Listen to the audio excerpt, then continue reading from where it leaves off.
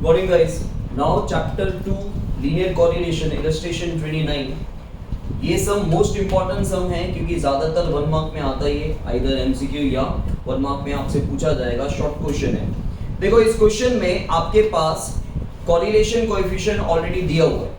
If the correlation coefficient between two variables x and y is 0.5, इसका मतलब होता है rxy, क्योंकि देखो कोरिलेशन, कोरिलेशन का मतलब होता है कोरिलेशन, दो जनों के बीच में रिलेशन, और यहाँ पे दो चीजें कौन सी, x और y। तो जिसको आप r बोलते हो उसको हम rxy भी बोल सकते हैं। तो इस क्वेश्चन में आपको इसी तरह लिखना है rxy मतलब correlation coefficient between x and y कितना है 0.5। अब आपके पास ऑलरेडी r दिया हुआ है और आपको तीन कंडीशंस फाइंड आउट करनी है। वो तीन कंडीशंस क्या है, देखो यहाँ पे आपको फाइंड करना है rx माइनस y। अच्छा, इन दोनों में फर्क क्या है? इन दोनों में ये फर्क है कि यहाँ पे y के आगे माइनस दिख रहा है। अगर आपको x और y, सुनना ध्यान से, आपको x या y दोनों में से किसी एक में माइनस दिखता है तो आपको वो माइनस पहले बाहर ले लेना है। आपको लिखना है माइनस ये r, ये माइनस बाहर आ जाएगा, माइनस आर एक्स वाई। तो इसका आंसर हो जाएगा आर एक्स वाई का आंसर क्या है, माइनस 0.5। इन शॉर्ट आपको एक ट्रिक बता देता हूँ, x और y दोनों में से किसी एक में माइनस होना तो आपके पास जो क्वेश्चन में r दे रखा है उसका साइन चेंज हो जाएगा। समझ में आया? आई रिपीट, आपके पास क्वेश्चन में x और y दोनों में से किसी एक में माइनस लिखा हो तो जो आपके पास क्वेश्चन में r दे रखा है उसकी वैल्यू चेंज हो जाएगी, उल्टी हो जाएगी। मतलब अगर ये प्लस 0.5 है तो माइनस 0.5 हो जाएगा, अगर ये माइनस 0.5 होता तो प्लस 0.5 हो जाएगा। अगर दोनों में से किसी एक में माइनस है तो यहाँ पे भी ऐसा ही है, आपका x में खाली माइनस है तो माइनस आप बाहर ले लो, ठीक है। तो माइनस की जगह माइनस लिखो, आर एक्स वाई की जगह क्या लिखोगे, 0.5। अच्छा, इन दोनों में माइनस है तो कोई चेंज नहीं आएगा, आर का आंसर वही आएगा। तो ये माइनस एक्स माइनस वाई जो है दैट इज, क्योंकि यहाँ से भी माइनस निकला वहां से भी माइनस निकला, जब दोनों में, इसका एक्चुअली मतलब क्या होता है पता है कि अगर यहाँ पे x और y की जो भी वैल्यू है उसका आंसर ही है कोरिलेशन कोएफिशिएंट। ये लोग बोल रहे हैं कि y की सारी वैल्यू में अगर आप चेंजेस लेके आते तो आंसर में चेंजेस आएंगे, तो आंसर में खाली साइन के चेंजेस आते हैं। अगर x की जो भी वैल्यूज है वो अगर आप नेगेटिव कर दो, क्योंकि देखो यहाँ पे क्या है, x और y की जो भी वैल्यू होगी उसके अकॉर्डिंग आंसर क्या आया, आपने लॉन्ग सम सॉल्व की है ना, ठीक है। आपके पास x और y के नंबर दे रखे होते हैं, 5 10 जो भी दे रखे हैं, कुछ ना कुछ r का आंसर आएगा, ये r का आंसर आएगा। अब ये बोल रहे हैं कि सपोज कर लो कि आप x के जो भी नंबर्स हैं, जितने भी नंबर्स हैं उनके सारे साइन चेंज कर रहे हो, मतलब पॉजिटिव है तो नेगेटिव कर रहे हो, नेगेटिव है तो पॉजिटिव कर रहे हो, तो आंसर में क्या चेंज आएगा, तो आंसर में खाली इतना ही चेंज आता है कि साइन चेंज हो जाता है। उसका आंसर भी 0.5 ही आएगा, लेकिन क्या आ जाएगा, यहाँ पे भी ऐसा ही है। और अगर सपोज कर लो आपने x और y की 5 वैल्यू ली, जो भी वैल्यू ली, कुछ भी वैल्यू ली, आंसर ये है। अब आपने एक और सेम क्वेश्चन ले लिया लेकिन x और y की वैल्यूज चेंज कर दी, ऑपोजिट कर दी, मतलब जो पॉजिटिव था नेगेटिव कर दिया, नेगेटिव था वो पॉजिटिव कर दिया, तो आंसर में चेंजेस कुछ भी नहीं आए, क्योंकि x और y दोनों की वैल्यू आपने चेंज की है। समझ में आया? लेकिन x और y दोनों में से कोई एक ही खाली आप चेंज कर रहे हो तो आंसर में खाली साइन में चेंजेस आते हैं, आंसर में चेंज नहीं है। Is that clear? अच्छा, अब इलस्ट्रेशन 29 का सेकंड वन, ये ज्यादा इंपॉर्टेंट है, इससे ये कभी कभार आता है, ये ज्यादातर आता ही है। अब इस क्वेश्चन में क्या है, ध्यान से सुनना। अगेन आपके पास x और y के जो भी नंबर दे रखे होंगे उसका कोरिलेशन कोएफिशिएंट दे रखा है, दैट इज 0.8, ठीक है। लेकिन ये uv वाला सम है, आप कोई भी सम करो, आपको तीन मेन मेथड पता है, तीनों मेन मेथड में आपके पास क्वेश्चन में तो x और y ही होता है, ठीक है। आप uv से जाओ या थर्ड फार्मूला से जाओ या फर्स्ट फार्मूला से जाओ, क्वेश्चन में आपके पास x और y होता है।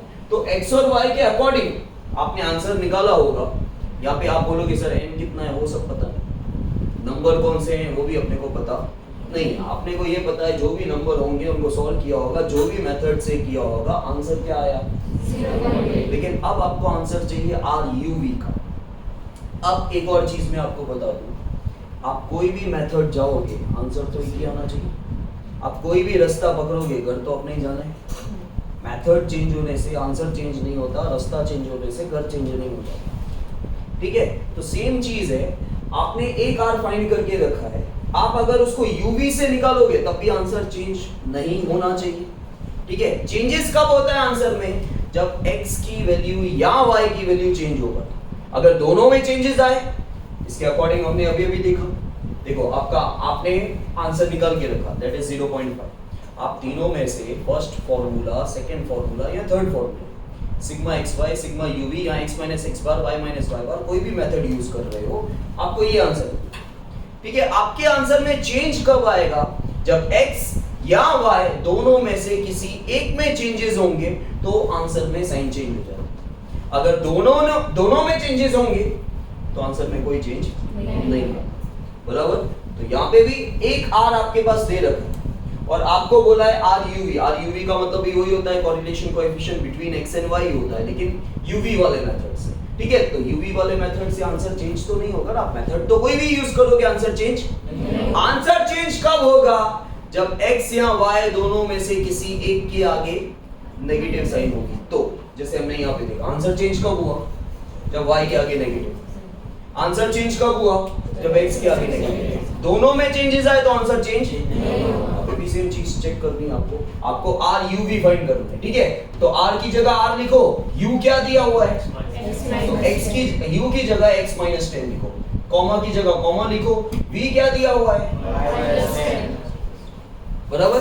अब आप ये चेक करो, इन दोनों में x और y दिख रहा है, x और y में दोनों में किसी एक में माइनस है, x के आगे या y के आगे माइनस है, बीच में नहीं, x के आगे या y के आगे माइनस है, तो आंसर विल बी सेम। ठीक है, आंसर वही है, क्योंकि आंसर की साइन चेंज कब होती है, जब x या y दोनों में से किसी एक में x या y के आगे माइनस हो। सेम, ये हो गया। अच्छा, सेकेंड वन अगेन, u क्या दिया हुआ है, x माइनस 5/3, v क्या दिया हुआ है, 2y प्लस 7। ओके, अगेन आपको क्या फाइंड करना है, r u v, तो r की जगह r, u की जगह x माइनस 5 डिवाइड बाय 3। अब इस नंबर से डरने का नहीं है, और v क्या है, 2y प्लस 7। x के आगे नेगेटिव है, y के आगे नेगेटिव है, अपॉन हो या जो भी, उससे कोई मतलब नहीं है, नहीं है ना, तो बस आंसर से। What is your third question, u क्या है, 2x गेस पोकर, 2x minus 3 divided by 10, और v क्या है, 10 minus y 10 minus y divided by 100. Divide by 100। Okay, now r u v आपको फाइंड करना है। r की जगह r, u क्या है, 2x minus 3 divide by 10, v क्या है, 10 minus y डिवाइड बाय 100। क्या x के आगे माइनस है, y के आगे माइनस है, एक में माइनस है, तो आंसर की साइन ऑपोजिट कर दो। मैंने बोला आंसर की साइन ऑपोजिट कर दो, हमेशा नेगेटिव होगी, याद नहीं रखना भाई, अगर यहाँ नेगेटिव होती तो यहाँ पे पॉजिटिव हो जाता। नाउ द फोर्थ वन है, फोर्थ है, क्या है ये, 5 minus x divided by 2, v equals to 5 plus y by 2. ठीक है, आपको निकालना है r u v, r की जगह r, u की जगह 5 minus x divide bye 2, v की जगह 5 plus y divide bye 2। x के आगे माइनस है, y के आगे है, किसी एक के आगे ही है ना, तो आंसर चेंज हो जाएगा। फिफ्थ वन है, क्या है, 20 minus x 20 minus x upon 3, v equals to 20 minus y by 7. Okay, now x के आगे Minus s. y के आगे भी Minus है। दोनों में माइनस है, मतलब साइन चेंज नहीं होगी। आपको क्या फाइंड करना है, r u v फाइंड करना है। r की जगह r, u की जगह 20 minus x divide by 3, this is 20 minus y divide by 7, तो आंसर विल बी,